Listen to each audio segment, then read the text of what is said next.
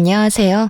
서울 근교에서 이혼을 하고 난 후 새로운 인생을 살고 있는 30대 여자입니다. 믿었던 남편과 그보다 더 믿었던 친구의 배신으로 이혼까지 하게 되었는데요.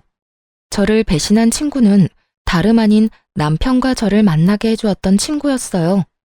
남편은 그 친구의 회사 동료였는데 어느 날 친구가 좋은 사람이 있다며 한번 만나보라고 하더군요. 친구야, 소개팅 할래? 우리 회사에 정말 괜찮은 사람이 있거든. 뭐 하나 빠지는 게 없는 남자야. 그러니까 한번 만나봐. 소개팅? 그렇게 좋은 사람이면 네가 만나보지 그래. 에이, 나보단 네가 더 잘 어울릴 것 같아서 그러지. 그러지 말고 한번 만나봐. 한번 만나보고 별로면 안 만나면 되잖아. 응? 친구는 부담 없이 만나보라며 저를 설득했고 전 친구의 말대로 부담감 없이 남편을 만나보게 되었죠. 그렇게 만난 남편은 친구의 말대로 정말 괜찮은 남자였어요. 다정하고 밝은 모습의 남편에게 호감이 갔고 남편 역시 저에게 호감을 보이며 연애부터 결혼까지 막힘없이 진행되었죠. 다정한 남편과 시집살이는커녕 늘 여자 눈에 눈물이 나게 만들면 자기 눈엔 피눈물이 난다고 안사람에게 잘하라고 신신당부하는 시부. 거기에다 죽고 사는 문제가 아니라면 안부 연락도 하지 말라는 시모까지. 그야말로 저희만 잘 살면 되는 그런 가정이었어요.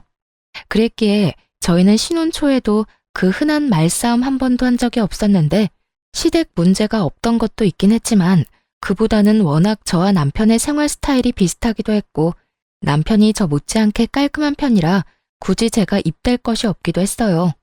저희는 평일엔 서로 바쁘게 직장 생활에 집중하고 주말엔 온전히 부부만의 생활을 보내곤 했죠. 그렇게 더할 나위 없이 만족스러운 결혼 생활을 하고 있었는데 어느 날부턴가 남편의 퇴근 시간이 점점 늦어지기 시작하더군요. 평일에 하루 이틀 늦는 것이야 회사 일이 바쁜가 보다 하고 넘길 수 있었지만 주말까지 출근해 늦은 시간에나 집으로 돌아오니 아무래도 이상한 생각이 들기 시작하더군요. 생각에 꼬리에 꼬리를 물기 시작하니 그 생각은 끝도 없이 상상의 나래를 펼치게 되더라고요. 이런 나쁜 상상은 결코 이로울 것이 없다고 생각한 저는 결국 남편을 소개해 주었던 친구에게 직접 연락을 하게 되었죠. 혜민아, 요즘 회사 일 많이 바빠? 응? 갑자기 회사 일은 왜? 그게 요즘 우리 남편이 계속 늦어져서 평일엔 그러려니 하는데 주말까지 회사 출근해서 늦어지니까 아무래도 걱정도 되고 이상한 생각도 막 하게 되는 거 있지? 그래서 너한테 이렇게 물어보는 거야. 어머, 그랬어? 생각해보니 그럴 수도 있겠네. 그런데 그런 걱정하지 마. 요즘 바빠서 정신 없긴 해. 그래? 주말에 출근하는 것도 맞지? 바쁜 거 맞는 거지? 응, 요즘 바빠. 회사 일이 좀 생겨서 네 남편만 출근하는 게 아니고 나도 출근했어. 주말에 이게 무슨 짓인가 몰라? 하여튼 일하는 거 맞으니까 걱정하지 마. 친구는 본인 역시 주말에 출근했다며 걱정하지 말라는 말과 함께 전화를 끊었고 전화를 끊고 난 후 얼마 지나지 않아 남편이 일하는 모습을 찍은 사진까지 보내주더군요. 그 사진을 보고 나니 안심이 되며 제가 괜한 오해를 했다는 생각에 괜스레 남편에게 미안한 마음이 들었어요. 그런 마음이 들고 나니 그 후론 남편이 수상하게 느껴져도 저도 모르게 애써 그런 기분을 누르게 되더라고요. 그렇게 저의 직감을 외면하고 있는 동안에도 남편은 여전히 평일 주말 할 것 없이 더욱 바빠져만 갔고 저 역시 그런 생활들에 적응이 되어가고 있던 어느 날이었어요. 그날은 제 생일이었는데 어디에 정신을 빼먹고 사는 것인지 제 생일이란 사실을 까맣게 잊은 듯 하더라고요. 연애 시절 내내 다른 건 몰라도 제 생일엔 보온병에 미역국을 담아 챙겨주던 남편이었는데 아무리 결혼을 하고 바쁘다고 한들 생일에 대한 언급 한 번 없다는 사실이 섭섭하게 다가오는 것은 어쩔 수 없더군요. 그날 아침 결국 남편은 아침 밥상을 차려주기는커녕 제가 차린 아침밥도 먹지 않고 출근을 해버렸고 바빠서 그렇겠지라며 아무리 위안을 삼아보려고 해도 서운한 마음은 쉽사리 가라앉지 않았어요. 그렇게 싱숭생숭한 마음으로 점심시간을 맞이하게 되었고 점심을 다 먹고 쉬고 있으니 친구에게 연락이 오더라고요. 생일 축하해, 유진아. 고마워. 역시 친구가 최고네. 매년 이렇게 잊지 않고 연락하고 말이야. 당연하지. 잊을래야 잊을 수가 없지. 오늘 아침에 미역국은 먹었어? 네 남편이 올해도 당연히 미역국은 끓여줬지? 연애 시절부터 저희 부부를 지켜봤던 친구는 당연하다는 듯 미역국을 먹었냐고 물어왔고, 전 그 순간 실망한 목소리를 감추지 못한 채 하소연을 하게 되었어요. 미역국은 무슨? 아침밥도 같이 못 먹었어. 회사 일에 정신이 다 팔려버렸는지 내 생일인 것도 기억 못하는 것 같더라니까. 바빠서 그럴 거라고 하고 생각은 하는데 섭섭한 건 어쩔 수가 없네. 그래? 난 당연히 챙겨줬을 거라 생각했는데. 사실은 며칠 전에 네 남편이 휴대전화로 여자 목걸이를 신중히 고르는 걸 봤거든. 아, 저녁에 파티해주려고 하는가 보다. 정말? 목걸이를? 그래. 그러니까 너무 나쁘게 생각하지 말고 조금만 기다려봐. 그래야겠다. 그깟 선물이 뭐라고 또 마음이 풀리네. 으이구, 다 그렇지 뭐. 일단 끊고 기다려봐. 친구의 전화를 끊고 전 섭섭했던 마음이 풀리며 괜한 기대를 품게 되더라고요. 남편이 친구의 말처럼 여자 목걸이를 고르고 샀다면 그건 제 것이라 확신했기 때문이었어요. 전 기대감에 부풀어 퇴근 후 집에서 남편을 기다렸고, 하염없이 기다리고 또 기다려도 남편은 연락을 하지도 받지도 않고 집에도 오지 않더라고요. 그렇게 남편을 기다리던 저도 모르는 사이 잠이 들었고 깜짝 놀라 잠에서 깨어나 보니 아침이더군요. 언제 들어온 줄도 알 수 없는 남편의 씻는 소리가 들려오고 그 순간 짜증이 확 치솟아 올랐어요. 그래서 씻고 나오는 남편을 향해 추궁 아닌 추궁의 말을 하게 되었죠. 도대체 언제 들어온 거야? 전화는 왜 안 받아? 그렇게 늦을 거면 전화라도 해주던가. 전화할 상황이 안 되면 오는 전화라도 받아주던가. 기다리는 사람은 생각도 안 해? 그때까지도 제 생일이었다는 사실을 꿈에도 몰랐던 남편은 일을 하다 보면 늦을 수도 있는 일이지 뭐 이렇게까지 화를 내냐는 반응으로 답하기 시작했어요. 3시쯤 들어왔는데 내가 놀다가 늦은 것도 아니고 바빠서 늦은 건데 그게 이렇게까지 화낼 일이야? 3시에 들어온 것도 회사에서 일하다가 나도 모르게 졸아서 그때 들어오게 된 거야. 내가 오죽 피곤했으면 회사에서 일하다가 잠이 들었겠냐고. 바쁜 거 뻔히 아는 사람이 꼭 이렇게까지 몰아붙여야겠어? 아무리 바쁘다고 해도 마누라 생일에도 늦는 건 정말 너무하는 거 아니야? 그리고 연락 한 통 못할 만큼 바쁘다는 게 말이나 돼? 당신이 나한테 전화 한 통 할 시간에 회사가 망하는 것도 아닐 거 아니야. 그제야 남편은 제 생일이란 걸 깨달은 듯 크게 당황하며 흔들리는 눈빛으로 저를 보더군요. 여보, 정말 미안해. 내가 진짜 너무 정신이 없어서 당신 생일이란 걸 잊어버렸어. 진짜 미안.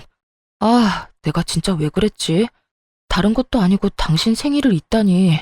미안해. 바쁘다 보면 그럴 수도 있다고 생각은 하는데 생일이랑은 상관없이 아무리 바쁘다고 한들 연락 한 통 없다는 건 너무한다고 생각해. 사실 이해도 되지 않고 말이야. 그래, 내가 생각이 짧았어. 전화할 시간에 빨리 일 끝내고 가는 게 더 나을 거라고 생각해서 정신 빼놓고 일했던 건데 미안. 내가 너무 내 생각만 하고 당신 입장에선 생각하지 않았던 것 같네. 생일 잊은 건 진짜 너무 미안해. 됐어. 매년 있는 생일. 당신이 미안하다고 하는 순간 그건 다 풀렸어. 얼른 출근 준비해. 늦겠다. 이해해줘서 고맙고 다시 한번 너무 미안해. 남편은 거듭해서 저에게 사과의 말을 건넸지만 끝끝내 목걸이는 주지 않더라고요. 그런 남편을 보며 친구가 착각을 했나 싶기도 했지만 아무래도 수상한 기분을 지울 수가 없었습니다. 그렇게 남편에 대한 의심이 커지면 커질수록 친구에게 의지할 수밖에 없는 상황이었는데 제가 불안해할 때마다 친구가 회사 일이 바쁘다, 정말 남편도 야근 중이라며 사진을 보내주곤 했기 때문이었어요. 하지만 친구의 증언에도 불구하고 전 남편이 의심스러웠고 결국 친구와 또 의논을 하게 되었죠. 잘 지내지? 일이 바빠서 안 본 지 꽤 오래된 것 같아. 그러게. 그런데 혜민아, 나 의논할 게 있는데 너 비밀 지켜줘야 한다. 당연하지. 무슨 일이길래 비밀이란 말까지 나오는 거야? 나 아무래도 우리 남편 의심스러워서 안 되겠어. 들어보니까 흥신소 같은데 의뢰도 많이 하는 것 같던데 나도 거기에 말해서 우리 남편 뒤 좀 밟아볼까 봐. 저는 조심스럽게 말을 꺼냈고 제 말에 친구는 뭘 그렇게까지 하냐며 방귀를 들고 나서더군요. 뭐? 흥신소? 뭘 그렇게까지 해. 내가 네 남편 감시도 해주고 하물며 사진까지 찍어서 보내주는데도 뭐가 불안하고 못 믿어와서 그렇게까지 하냐는 말이야. 여자 촉이란 게 있잖아. 네가 말했던 목걸이도 나한테 주지도 않았고 매번 연락도 없이 늦는 것도 그렇고 물론 네 말이랑 네가 보내준 사진을 못 믿는다는 건 아닌데 하여튼 내 느낌이 그래. 목걸이야. 내가 착각한 걸 수도 있는 일이고 일이 정말 바빠서 늦는 거라고 그렇게 말했는데도 네가 그렇게 느낀다고 하니 내가 더 어이없는 거 알아? 내가 이런 말까지 하지 않으려고 했는데 너 약간 의부증 같은 거 있는 것 같아. 뭐? 의부증? 그래, 의부증. 그러지 않고서야 내가 그렇게나 말하고 사진까지 보내줬는데도 못 믿고 의심한다는 게 말이 안 되잖아. 다른 사람도 아닌 가장 친구인 내가 다 증언해주는데 그것조차 못 믿는다니까 나도 기분이 안 좋아지려고 해. 아, 네 말도 틀린 말도 아닌데 부부만 느껴지는 그 미묘한 느낌이 있어서 그래. 왜인지 모르게 남편이 멀어졌다는 느낌이랄까? 어딘가에 정신을 빼놓고 사는 느낌이랄까? 뭐라고 표현하기 힘든데 하여튼 그런 느낌이 자꾸 들어. 너 진짜 병원 한번 가보는 게 어때? 기분 나쁘게만 듣지 말고 내가 정말 걱정되어서 그래. 너 그런 식으로 사람 끝도 없이 의심하다가 네 남편이 알면 어떻게 하려고 그래? 네 남편이 얼마나 너한테 실망하겠어. 자기는 가정을 위해서 그렇게나 열심히 일하고 있었는데 넌 뒤에서 엄한 오해나 하고 있었다는 사실 알아봐. 나 같으면 실망을 넘어서 너랑 살 생각이 뚝 떨어질 것 같아. 친구의 입에선 의부증이란 말까지 나오며 언짢은 기분을 숨김없이 표현하더라고요.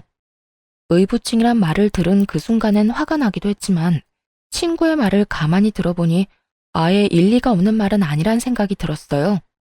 친구의 말대로 남편은 열심히 일만 하는 것인데 제가 괜한 오해라도 하고 있는 것이라면 그것만큼 기분 나쁜 일은 또 없을 거란 생각이 들었으니까요. 친구가 보내준 사진도 그렇고 친구의 말처럼 정말 남편은 야근 중인 것이 확실한데 저만 혼자 남편을 믿지 못해 환장한 여자 같다는 느낌마저 들더군요. 그렇게 제가 혼자 고민에 빠져 있을 때쯤 남편은 친구에게 무슨 이야기라도 들은 것인지 평일은 여전히 늦었지만 주말엔 다시 저와 시간을 보내며 저에게 신경 쓰는 모습을 보이더라고요. 다시 찾아온 안정적인 생활에 불안감을 떨쳐내던 어느 날이었어요. 그날은 친정엄마의 생신을 맞이하여 주말에 식구들이 다 모여 밥을 먹기로 한 날이었어요. 그런데 전날까지도 아무 말 없던 남편이 당일 아침 갑자기 회사에 급한 일이 생겼다며 가봐야 한다고 하더라고요. 여보, 어떻게 하지? 나 지금 좀 가봐야 할 것 같아. 어? 지금? 왜? 무슨 일 생겼어? 갑자기 회사에 급한 일이 생겼다네. 다른 사람이 처리할 수 있는 일이면 다른 사람 보낼 텐데 내가 담당자라서 마땅히 맡아줄 사람이 없네. 거기에다 주말이니까 다른 사람한테 부탁하기가 더 그래. 하필 오늘. 어쩔 수 없지 뭐. 얼른 가봐. 내가 부모님께는 잘 말씀드릴게. 그래, 미안해. 장모님께도 죄송하다고 전해주고. 남편은 급하게 집을 나섰고 저는 그런 남편의 모습을 보며 생각에 빠졌어요. 급한 일이 있다고 전화가 온 것도 아니었고 휴대전화를 들고 가만히 앉아있다가 갑자기 급한 일이 있다며 저렇게 뛰어나가 버리니 아무래도 이상하다 싶더라고요.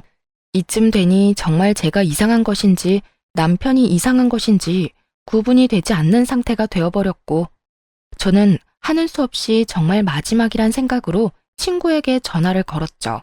매번 이럴 때마다 친구의 도움을 받는 것이 미안하기도 했고 또 한편으론 창피하기도 했지만 그만큼 오래된 친구이고 믿는 친구였기에 전화를 걸어 물어보기로 결심한 것이었죠. 그런데 전화를 받은 친구는 다 죽어가는 목소리더라고요. 너 어디 아파? 목소리가 왜 이래? 몸살인 것 같아. 열이 39도까지 올라서 떨어질 생각을 안 하네. 뭐? 39도? 열이 그렇게 심한데 그러고 있으면 어떻게 해? 너 집이지? 병원은? 조금 있다가 가려고. 도저히 혼자 갈 수가 없어서 친구 좀 오라고 했어. 그래? 다행이네. 나한테 진작 연락을 했어야지. 내가 알았으면 진작 너한테 갔을 텐데. 괜찮아. 병원 다녀오면 괜찮아질 테니까 너무 걱정하지 마. 어이구, 참도 괜찮겠다. 집에 먹을 것도 없지? 죽 시켜놓을 테니까 병원 다녀오면 꼭 챙겨 먹고 약 먹어. 응, 고마워. 그렇게 걱정스러운 마음으로 전화를 끊으려는 순간 전 듣고야 말았습니다. 나 왔어. 많이 아파? 얼마나 급하게 간 것인지 다 느껴지는 헐떡이는 남편의 목소리를 말입니다. 헉헉거리면서도 그 목소리엔 걱정과 우려가 가득해 보였고 친구가 전화를 다급히 끊음으로 인해 저는 지금 친구의 집에 가 있는 남자가 제 남편임을 확신하게 되었습니다. 100번, 1000번을 생각해도 그건 남편의 목소리였고 차분히 이게 무슨 상황인가에 대해 흥분하지 않고 생각하려고 애썼어요. 친구가 남편을 소개해줬다는 것을 배제하고 생각을 해보니 그간 이해되지 않았던 조각조각들이 맞아떨어지며 제가 친구라고 믿었던 가장 오래되고 가장 의지했던 친구가 더는 친구가 아닌 상간녀라는 사실이 와닿기 시작했어요. 남편보다 친구에 대한 배신감이 더욱 커 손발이 다 떨려오더라고요. 우선 마음을 진정시키고 친구가 눈치채지 못하게 약속했던 죽을 보내고 걱정스러운 마음이 가득한 문자를 보내주었어요. 제가 그런 문자까지 보내자 친구는 안심하는 듯 했고 친구는 한술 더 떠 괜히 이런 말을 하더라고요. 요즘 회사가 바빠서 네 남편은 오늘도 출근한 걸로 아는데 내가 아파서 큰일이네. 너 요즘 걱정도 많은데 내가 나서서 네 남편 일을 좀 도와야 일찍 퇴근도 하고 그럴 텐데 말이야. 네가 보낸 죽 먹고 내가 얼른 나와서 네 남편에게 도움이 되도록 할게. 모든 사실을 알고 이 문자를 받게 되니 이때껏 저를 이딴 식으로 속였다는 생각이 확 들며 정말 이가 다 갈리게 화가 나더군요. 얼마나 제가 멍청하고 만만해 보였으면 다른 사람도 아닌 가장 친한 친구의 남자와 이딴 짓을 벌이나 싶기도 했고요. 그날 전 모든 것을 확실하게 알게 되었고 제가 알게 된 모든 것에 확신하게 되었습니다. 전 바로 상간녀가 그렇게 말리던 흥신소에 의뢰하게 되었고 며칠 뒤 두 사람이 어떻게 관계를 가지고 있는지 더 자세히 알게 되었죠. 안녕하세요. 지금까지 조사한 사실을 알려드리려고 연락드렸습니다. 우선 남편분과 상간녀는 함께 움직이는 일이 거의 없더라고요. 아주 조심성이 뛰어나고 철저하게 관계를 숨기고 있었어요. 사모님이 알고 계신 것처럼 야근을 하긴 하는데 기껏해야 7, 8시까지 하고요. 상간녀가 동료들이랑 먼저 퇴근을 하고 나면 1시간쯤 뒤에 남편분이 슬슬 회사에서 나와 차를 몰고 상간녀 집 근처로 가더라고요. 그리고는 근처에 차를 세워두고 택시 타고 상간녀의 집으로 가는 것을 확인했습니다. 어찌나 조심 또 조심하는지. 제가 이 일 시작한 지 꽤 됐는데도 쫓는 내내 긴장이 다 되더라고요. 그 정도로 조심성이 많은 사람들이라 외부에선 둘만의 시간을 보내는 일은 전혀 없었고요. 사람들과 다 함께 있을 때조차 말 한 번 섞는 일이 없었어요. 그런데 그 미묘한 눈빛 교환을 하는 순간이 있었는데 그 순간마다 상간녀가 습관처럼 목걸이를 만지작거리더라고요. 아마 그 목걸이를 남편분이 사준 것 같았어요. 일단 사진들은 따로 보내드릴 거고 조금 더 지켜보고 또 연락드리겠습니다. 끝끝내 풀리지 않았던 목걸이에 대한 궁금증이 풀리던 순간이었어요. 남편이 고르고 있던 목걸이는 제 생일 선물이 아닌 상간녀의 선물이었고 그것이 자신의 선물이라곤 생각지도 못했던 상간녀가 저에게 실수로 목걸이 이야기를 해버렸던 것이었죠. 생일 당일 남편은 상간녀에게 목걸이를 걸어주며 좋은 시간을 보내느라 그 새벽에 들어온 것이었어요. 외도 사실을 알게 되며 대충 예상은 했었지만 퍼즐 조각이 점점 더 맞춰질수록 그 절망감과 배신감은 정말 말로 할 수 없을 정도로 크게 다가오더군요. 전 도무지 이게 다 어떻게 된 일인지 더 알아볼 필요성을 느꼈고 한 달에 한 번씩 있는 남편의 회식 날만 기다렸죠. 남편은 늘 그렇듯 그날 역시 만취가 된 상태로 집으로 돌아왔고 전 남편의 손가락으로 남편의 휴대전화 잠금을 풀어 살펴보게 되었습니다. 그곳엔 두 사람의 대화가 고스란히 남아 있었는데 그 내용은 정말 충격 그 자체였어요. 자기, 오늘도 집에 바로 가? 알겠지? 왜? 요즘 계속 집에 바로 가서 집사람도 이제 의심 안 하는 것 같은데. 내가 말했잖아. 유진이가 흥신소에까지 의뢰하려고 했었다고. 이럴 때 당신이 계속 의심스러운 행동 해봐. 내가 의부증으로 몰든 말든 그냥 하고 싶은 대로 하고도 남으래라니까. 이번 주까지는 그 일찍 집에 들어가고 다음 주부터 우리 집에 놀러와. 꼭 이렇게까지 조심해야 해? 그냥 당장 이혼하고 같이 살고 싶어. 그러게 나한테 처음부터 관심도 있었다는 사람이 왜 집사람을 소개해 준 거야? 난 아직도 이해가 안 된다니까. 말했잖아. 나는 자기가 나한테 관심이 있으면 내가 해준다는 소개팅은 안 받을 거라고 생각했다니까. 소개팅을 핑계로 대화도 더 많이 나누고 싶기도 했고 그래서 그냥 친구 아무나 소개해 준 건데 덥석 결혼까지 할 줄 누가 알았겠어? 하여튼 자기가 소개팅만 안 해줬으면 내가 다른 남자랑 동거까지 한 여자랑 결혼하는 일은 없었을 거 아니야. 그랬으면 자연스럽게 자기랑 연애도 하고 결혼도 했을 텐데 이게 뭐야. 사람들 있을 땐 혹시나 하는 마음에 이야기도 제대로 못 나누고 마치고 나서도 첩보 영화 한 편은 찍어야 만날 수 있고 말이야. 아이고 이렇게나 좋아 죽는 사람이 내가 제발 좀 넘어오라고 옆구리를 그렇게나 찔렀는데 모른 척은 왜 했대? 모른 척한 게 아니라 정말 몰랐다니까. 다른 사람도 아니고 집사람하고 제일 친하다는 친구가 그럴 거라고 누가 상상이나 했겠어? 자기는 내가 그렇게나 좋았어? 친한 친구랑 결혼까지 하게 됐는데도 포기가 안 될 만큼?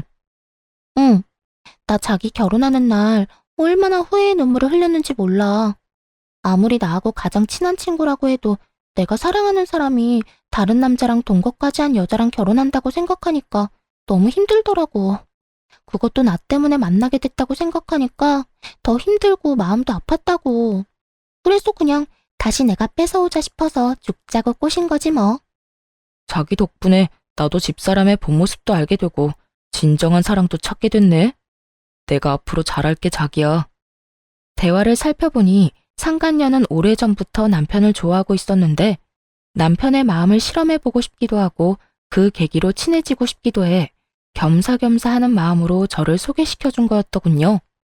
그런데 예상치 못하게 저희가 결혼까지 하게 되어버렸고 그 후에도 남편에 대한 감정이 접어지지 않았던 상간녀는 급기야 남편을 유혹해 불륜 사이까지 발전한 것이었어요. 남편이 결정적으로 상간녀에게 넘어가게 된 계기가 저의 결혼 전 동거 때문인 듯 했는데 그건 사실이 아니었고 그저 상간녀가 저희 사이를 멀어지게 하기 위해 잊지도 않은 동거남을 만들어냈던 것이었죠. 아무리 남자의 눈이 멀었다고 한들 어떻게 자신의 이득만을 위해 친구의 인생을 이렇게나 망가뜨릴 수가 있는 것인지 전 도무지 이해되지 않더군요. 믿었던 만큼 저의 분노는 더 컸고 더는 당하고만 있지 않겠다고 다짐 또 다짐하게 되었죠. 전 완벽한 증거들을 위해 남편 놈에게 더는 잔소리도 하지 않았고 친구에게 연락해 남편을 믿어 의심치 않는다는 듯 흘려주었어요. 잘 지내지? 몸살은 좀 어때? 좀 괜찮아졌어? 그럼 그게 언제적 일인데. 죽 잘 먹었어? 그나저나 넌 어때? 잘 지내? 나야 잘 지내지. 네 말대로 우리 남편 더는 의심 안 하려고 노력하고 좋은 시선으로 보면서 이해하려고 노력하니까 나도 마음이 한결 편해지는 거 있지? 그래서 그런지 부부 사이도 더 좋아진 것 같기도 하고 말이야. 다 혜민이 네 덕이야. 네 덕에 나 요즘 너무 행복해. 참 고맙다 정말. 어? 그래. 네가 행복하다니 나도 행복하네. 어찌되었든 남편이랑 좋아졌다니 정말 다행이다. 그나저나 우린 언제 보니? 곧 보게 되겠지. 정 안 되면 내가 조만간 남편 회사로 한번 찾아갈게. 그때 볼 수 있으면 보자. 이러한 제 작전이 통한 것인지 며칠 지나지 않아 남편 놈이 출장이 잡혔다며 알려오더군요. 그렇게 조심 또 조심하던 두 사람의 여행이란 걸 전 직감적으로 확신했고, 두 사람의 여행을 기다리며 전 저대로 이혼을 준비하기 시작했습니다. 나름대로 바쁜 시간을 보내다 보니 남편은 출장을 간다며 여행길에 나섰고, 전 바로 그날 상간녀와 결혼 이야기가 오가고 있는 남자를 불렀어요. 제가 상간녀를 전혀 의심조차 하지 못했던 이유였습니다. 저의 가장 친한 친구이기도 하지만 같은 회사에 다니고 있는, 그것도 결혼 이야기가 오갈 정도로 진지하게 만나고 있는 남자가 있는데 제 남편과 그딴 짓을 벌이고 있을 거라곤 상상조차 하지 못했던 것이었죠. 심지어 그 남자는 회사 내에서도 능력이 좋아 많은 여자들이 노리고 있다고 들은 적이 있는 남자였기에 정말 확실하게 결혼할 남자가 맞는 것인지 확인이 필요하기도 했고, 정말 맞다면 모든 사실을 알릴 필요가 있다고 생각했어요. 우선 전 제 소개를 하며 상간녀와의 관계에 대해서 물었고, 두 사람의 관계는 제 생각보다 더 진전이 된 사이더군요. 저희는 이제 상견례만 앞두고 있습니다만 혜민이 친구분께서 굳이 저한테 왜 이런 걸 물으시는지 좀 궁금하네요. 아, 죄송해요. 저도 상황이 워낙 경황이 없어서 무례를 저질렀네요. 다름이 아니라 혜민이가 제 남편이랑 만나고 있더라고요. 아무래도 아셔야 할 것 같아서 이렇게 만나 뵙자고 했어요. 이 사실을 말씀드리기 전에 사실 확인이 필요해서 그렇게 여쭤본 거고요. 이런 이야기일수록 빙빙 돌릴 필요가 없다고 생각한 저는 바로 본론을 말해버렸고, 남자는 믿기지 않는 현실에 한동안 멍하니 저를 보더니 무거운 입을 떼더라고요. 그러니까 혜민이가 지금 유부남을 만나고 있다는 말씀인가요? 그것도 친구 남편을요? 아니, 제가 지금 헷갈리고 있는가 싶어서 여쭤보는 건데 혜민이랑 가장 친한 친구가 유진 씨 아니신가요? 네, 맞아요. 제가 그 혜민이랑 가장 친한 친구라고 생각했던 박유진입니다. 호진 씨도 지금 믿기지 않겠지만 저 역시 처음엔 믿기지 않았어요. 동시에 제가 모았던 증거들을 남자에게 보여주었고, 남자는 한참을 그 사진들과 대화 내용들을 살펴보더라고요. 할 말을 잃은 남자에게 이어서 다른 사실을 알려주었어요. 혜민이 2박 3일 동안 어디 간다고 하지 않던가요? 네, 친구분 중에 다은 씨랑 여행 간다고 했어요. 아, 다은이요? 저도 잘 알죠. 그런데 해외에 살고 있는 다은이랑 무슨 여행을 어떻게 간다는 걸까요? 심지어 다은이는 지금 만삭이라 비행기 타는 것도 무리일 텐데요. 그러면 도대체 설마 그쪽 남편이랑 떠난 건가요? 네, 제 남편은 회사에서 급하게 출장을 간다고 하더라고요. 공교롭게다 2박 3일 동안 말이죠. 우연이라 하기엔 너무 맞아떨어지지 않나요? 그제야 남자의 눈빛이 거침없이 흔들리기 시작하더군요. 그 흔들리는 눈빛의 의미는 그제야 제 말을 믿는다는 뜻과 다름이 없었고, 저희는 복수라는 배를 함께 타기로 했습니다. 그렇게 저희가 복수 계획을 세우는 사이 남편과 상간녀는 가짜 출장, 가짜 여행에서 돌아왔고, 흥신소에서 실시간으로 보내준 사진에는 두 사람의 행복한 모습으로 가득하더군요. 대망의 다음 날, 남편은 출근을 했고 전 점심시간 때쯤 회사로 찾아갔죠. 제가 회사에 가니 이미 상간녀는 자신의 약혼자 앞에 서서 빌고 있고, 남편은 상간녀의 약혼자 앞에 서서 고개를 푹 숙이고 있더군요.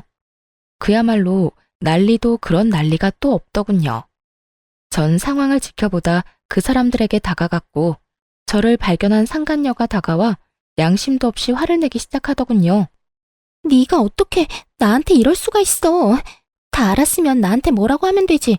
왜 내 예비 신랑한테까지 다 말하냔 말이야. 네가 이러고도 내 친구야? 누가 누구한테 하고 싶은 말인데 낯짝도 두껍게 이런 말을 하는 상간녀를 보며 이 정도 뻔뻔하면 돼야 친구 남편이랑 놀아나는구나 싶더라고요. 저도 쏟아붓는 상간녀를 향해 지지 않고 쏘아 붙여줬어요. 친구? 네가 지금 나한테 친구라는 단어를 쓸 자격이나 된다고 생각하니? 친구 남편이랑 놀아난 주제에? 애초에 내 남편이 그렇게 좋았으면 네가 갔지 왜 나한테 소개해준 거니? 이 모든 게 다 너 때문이란 생각은 안 해? 양심이 없으면 염치라도 있던가. 그마저도 없으면 눈치라도 있어서 입을 다물고 있던가. 네 입에서 나오는 한마디 한마디가 다 주옥 같아서 내가 이 상황에 웃음이 다 나오려고 한다. 나라고 두 사람이 결혼까지 할 거라고 생각하고 소개했겠어? 그리고 난 네 남편이랑 너 이혼까지 시킬 마음이 없었다고. 그저 나도 결혼하기 전에 잠시 스쳐가는 바람처럼 가볍게 만난 것뿐이라고. 가볍게 만났다는 사람들이 퇴근하고 매일같이 한 집에서 만나 시간 보내고 이번엔 출장 간다고 하면서 여행까지 다녀왔어? 네 기준엔 그게 가벼운 거니? 그것까지 어떻게... 혹시 그때 말했던 흥신소? 그게 중요하니? 어떻게 알았든 나랑 가장 오래되고 가장 친했던 친구인 너랑 검은 머리 팥뿌리가 될 때까지 잘 살아보자고 했던 내 남편이랑 불륜을 저지르고 있었단 게 제일 중요하지 않니? 그리고 네가 이혼시킬 마음이 없었다고 하면 내가 아 그렇구나 하고 이혼하면 안 돼? 이 판국의 이 상황에 어떻게 너한테 이럴 수 있냐고 물었지? 그 말 그대로 돌려줄게. 네가 어떻게 나한테 이럴 수가 있어? 그러니까 서로 이런 일 없게 네가 몰랐으면 좋잖아. 그러면 나도 아무 일 없다는 듯 결혼했으면 됐고 그랬으면 네 남편도 제자리 찾아갔을 거 아니냐고. 이제 정말 얼마 안 남았는데 왜 이제 와서 이 난리를 부리는 거야? 넌 정말 끝까지 기대 이상이네. 친구 남편이랑 놀아나면서 네 결혼은 무사히 할 수 있을 거라 생각했나 본데 절대 그렇게는 안 되지. 적반하장도 유분수로 나오는 상간녀를 뒤로한 채 상간녀의 약혼자를 바라보았고 제 눈빛을 읽은 약혼자가 상간녀에게 다가오더니 사람들 다 보는 앞에서 파혼을 선포해버렸습니다. 우리 결혼 없던 걸로 하자. 이미 우리 부모님께는 충분히 다 설명해드렸고 나 역시 마음 정리 끝난 상태야. 그러니까 더는 연락도 하지 말고 구질구질하게 찾아올 생각도 하지 마. 자기야, 그러지 말고 내 말 좀 들어봐. 나는 진짜 상견례 전까지 다 끝내려고 했어. 내가 자기 같은 남자랑 결혼하는데 왜 유부남이랑 계속 만나겠어. 정말 자기랑 결혼하기 전에 다 끝내고 우리 가정에 집중하면서 살려고 했었다고. 네가 그렇게 말하면 내가 고마워하면서 널 받아줘야 해? 어찌되었든 네가 날 만나면서 유부남을 만난 건 사실이잖아. 어찌되었든 양다리였잖아. 멀쩡한 총각도 아니고 유부남을 만났다니 더 충격적이어서 그렇지. 이러나 저러나 난 절대 양다리는 용서 못해. 그러니까 파혼하자. 약혼자는 그대로 뒤를 돌아 자리를 빠져나갔고 상간녀는 주저앉아 통곡을 하고 울더라고요. 그런 상간녀를 하염없이 바라보던 남편은 그제야 저에게 다가와 울고불고 매달리며 애원하기 시작했어요. 여보, 내가 진짜 잘못했어. 미안해. 난 정말 잠깐만 가볍게 만나고 끝내려고 했었어. 당신이랑 이혼까지 하려고 했던 게 아니라 혜민 씨 말처럼 스쳐가는 바람처럼 잠시 만나고 깨끗하게 끝내려고 했다고. 그런 사람이 하루라도 빨리 이혼하고 쟤랑 살고 싶다고 했니? 밖에서 그딴 짓이나 하면서 가정은 또 지키고 싶었다고? 너나 전현이나 참 뻔뻔하다 뻔뻔해. 내가 얼마나 만만했으면 감히 내 앞에서 그딴 말을 할 수가 있는 거야? 너도 정신 좀 차려라. 네가 가정을 지키고 싶든 말든 나는 무조건 이혼이니까 그런 줄 알고 이혼이나 준비해. 이혼이라니, 난 절대 못해. 우리가 어떻게 이혼을 해? 나 바로 혜민 씨랑 끝낼게. 바로 끝낼 수 있어. 그러니까 내가 저지른 잘못 한 번만 눈 감고 넘어가줘. 이번 한 번만 그냥 넘어가주면 내가 평생 잘하면서 살게. 응? 평생 네 사랑 혜민이한테나 잘하고 살아. 너도 이혼남, 쟤도 파혼녀 되면 이제 당당하게 살 수 있는데 왜 굳이 나랑 살려고 그래? 그거야 내가 사랑하는 사람은 당신이니까 그렇지. 하여튼 난 절대 이혼 못해. 그렇게 이혼이 싫다는 인간이 다른 사람도 아닌 내 친구랑 바람을 피웠어? 그냥 모르는 여자랑 외도를 저질렀다고 해도 치가 떨리는데 내 친구랑? 지금 내 기분이 어떨 것 같니? 상상이나 되니? 그런데 나보고 참으라고 한 번만 눈 감아달라고? 네가 한 짓을 생각해보고 그딴 말을 해. 내가 입이 10개라도 할 말이 없는 상황인 거 잘 알아. 그런데 여보, 우리 정말 좋았잖아. 우리 집에서도 당신 너무 좋아하고 나 역시 당신 없이는 못 살 정도로 당신 사랑해. 그러니까 내가 이런 상황에서도 이혼만큼은 안 된다고 이렇게 매달리는 거잖아. 당신도 이런 나 봐서라도 다시 한 번만 생각해보자, 응? 널 봐서 다른 생각이 떠올라야 잘 생각을 해보든 말든 하지. 난 당신 보면 딱 한 가지 생각밖에 안 떠올라. 우린 이혼할 거고 당신이랑 나랑은 이제 끝이야. 여보, 제발. 나 진짜 죽어. 나 당신 없으면 진짜 큰일 날 수도 있다고. 그건 당신 문제니까 당신이 알아서 하고. 소장 보낼 테니 그거나 잘 받아보고 법원에서 만나자. 전 마지막까지 울고불고 매달리는 남편을 뿌리치고 나오며 시댁에 전화를 걸어 모든 사실을 알려버렸고 그 후 이혼을 진행하게 되었어요. 당연히 두 사람 모두에게 위자료를 받게 되었고 또 당연하게 두 사람은 회사에서 나오게 되었죠.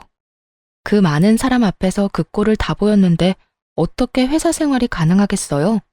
전 남편은 저와 결혼을 하며 이것저것 준비하느라 이미 퇴직금을 다 써버려 위자료를 대출받아 주었고 상간녀 역시 별반 다르지 않았죠. 빚쟁이인 두 사람은 하는 수 없이 전 시댁에서 신세를 지고자 찾아갔지만 모든 사실을 알고 있던 부모님들은 두 사람이 준비한 말을 꺼내기도 전에 두 사람을 쫓아내버렸다고 하더군요. 그렇게 빚쟁이 두 명이 잘 살아가겠지 했는데 1년도 채 지나지 않아 상간녀에게서 전화가 왔더라고요. 이미 전화번호도 다 바꿔버려 연락될 일이 없을 거라 생각했는데 지인들에게 물어물어 전화했다고 하더군요. 왜 전화했는데? 전화한 용건이 뭐냐고. 너 왜 나한테 말 안 했어? 왜 나한테 이런 집안이란 걸 말하지 않았느냐고. 시어머니가 무슨 벼슬인지 아나. 하루가 멀다고 연락해와서 날 들들 볶아대는데 내가 아주 못 살겠다고. 네가 진작 이런 집안인 걸 말해줬으면 내가 이런 남자랑 살지도 않았을 거 아냐. 이야기를 들어보니 저에겐 한없이 다정하고 간섭조차 하지 않던 전시모가 상간녀에겐 모진 시집살이를 시키는 듯 하더라고요. 상간녀는 울분을 토하며 저를 원망하고 있었고 전 그런 상간녀에게 있는 사실 그대로 다 말해주었어요. 어머, 너한텐 시집살이 시키니? 어머님이 나 있을 땐 죽고 사는 문제 아니면 전화도 하지 말라고 해서 난 그런 분인 줄 몰랐네. 뭐? 그런 사람이 나한테는 도대체 왜 그러는 거야? 그걸 몰라서 물어? 결혼 생활 잘하는 아들 이혼시킨 것도 모자라 회사까지 잘리게 만든 며느리 뭐가 예뻐서 잘해주겠어. 다 네가 저지른 죄에 대한 벌 받는다고 생각하고 달게 받아. 아니, 난 애초에 이해가 안 되는 게 그 정도도 각오 안 하고 남의 남편 뺏어갔던 거야? 파혼당하고 회사에서 잘리면 다 끝이라고 생각했던 거니? 이쯤 했으면 고함을 지르며 또 악다구니를 써야 할 상간녀가 벼랑간 펑펑 울기 시작하더군요. 도대체 왜 이러나 싶어 듣고만 있으니 상간녀는 저를 상대로 하소연을 하기 시작했어요. 네 전 남편, 그러니까 지금 내 남편 바람 피우는 것 같아. 요즘 일자리 알아본다면서 나갔다 하면 밤 12시 넘기는 건 기본이고 어떤 날엔 옷에서 여자 향수 냄새도 나. 이를 어쩌니 유진아? 시댁에서도 나를 못 잡아먹어서 난리고 남편은 바람이나 피우고 정말 너무 힘드니까 네 생각이 나더라. 그래서 전화했어. 도대체 왜 우나 했더니 이런 이유가 있더군요. 전 남편은 취업을 핑계 삼아 밖으로 나돌며 외도를 저지르고 있었고 본인이 그런 상황이 되자 예전에 자신이 뒤통수 때린 옛 친구가 그리웠던 거죠. 아무리 그래도 자신이 이렇게 연락할 처지가 못 되는데 얼마나 뻔뻔하면 이런 연락까지 하는지 한심해 죽겠더라고요. 왜? 나한테 위로라도 받고 싶니? 이 일을 어쩌냐면서 같이 울어라도 줘? 아님 남편이 바람나서 이혼한 경험자로서 훅이라도 들려줄까? 도대체 뭘 바라고 나한테 전화해서 이런 말을 하는 거야? 그때도 그랬지만 난 도무지 네가 이해가 안 된다. 그런 게 아니라 나도 흥신소에 의뢰라도 해볼까 싶어서 그래. 넌 어땠어? 흥신소 그런 거 무섭진 않았어? 야, 내가 그런 일을 겪게 됐는데 흥신소가 무서웠겠어? 그리고 아직 확실치도 않은데 흥신소는 무슨 흥신소야. 너 나한테 전화해서 이러고 있을 시간에 병원이나 가봐. 그거 의부증이라며 네가 말했잖아. 혹시나 네가 나한테 말했던 것처럼 정말 가정을 위해서 취업하려고 힘쓰고 있는데 네가 오해하는 거면 어쩌려고 그래. 너도 나처럼 이혼녀 되려고 그러니? 전 그 옛날 상간녀가 저에게 해주었던 말을 그대로 돌려주었고 상간녀는 노발대발 화를 내기 시작하더군요. 뭐? 의부증? 다른 사람은 몰라도 네가 나한테 그런 말을 하면 안 되지. 결국 그 남자가 나랑 바람 피워서 너 이혼했던 거 기억 안 나니? 기억나지. 그런데 그런 남자랑 사는 네가 나한테 전화해서 하소연하면 안 되는 건 모르니? 내 전 남편이자 네 남편이 바람을 피우는 것 같다고? 그 정도 외도면 그건 병인 것 같은데 그냥 데리고 살아라. 어쩌겠니? 뭐라고? 다 들었으면서 왜 못 들은 척해. 그냥 데리고 살라고. 네가 죽고 못 살아 나한테서 뺏어간 그 남자 업보라고 생각하고 그냥 잘 데리고 살아주라고. 그리고 다신 나한테 전화해서 이딴 소리도 좀 하지 마. 다신 연락도 말라는 제 말에 상간녀는 갑자기 불쌍한 척을 하기 시작하더니 다 기어서 들어가는 목소리로 매달리기 시작하더군요. 너랑 내 이야기 다 소문나서 애들이 내 이야기는 들어주지도 않아. 네 번호도 전화 10통은 넘게 돌려서 알아낸 거라고. 지금 내 상황이 이런데 내가 누구한테 하소연하겠어. 그러니까 너라도 나한테 좀 잘 대해주면 안 될까? 나 진짜 너무 힘들어서 그래. 이제 와서 친구 사이로 돌아가고 싶다는 듯 말하는 상간녀를 보는데 다시 화가 치솟아 오르더라고요. 제가 얼마나 만만했으면 지금 이딴 소리까지 뻔뻔하게 내뱉을 수 있는지. 난 너랑 다시는 연락도 하고 싶지 않아서 전화번호도 다 바꿨더니 이제 무슨 짓인지 모르겠다. 잘 대해달라고? 넌 진짜 내가 무슨 호구인 줄 아는구나. 우리 친구 사이는 이미 네가 내 남편이랑 놀아날 때 다 끝났고 난 지금도 앞으로도 너랑 연락하고 지낼 생각 없으니까 네 가정일은 네가 알아서 하고 다신 전화 끊어.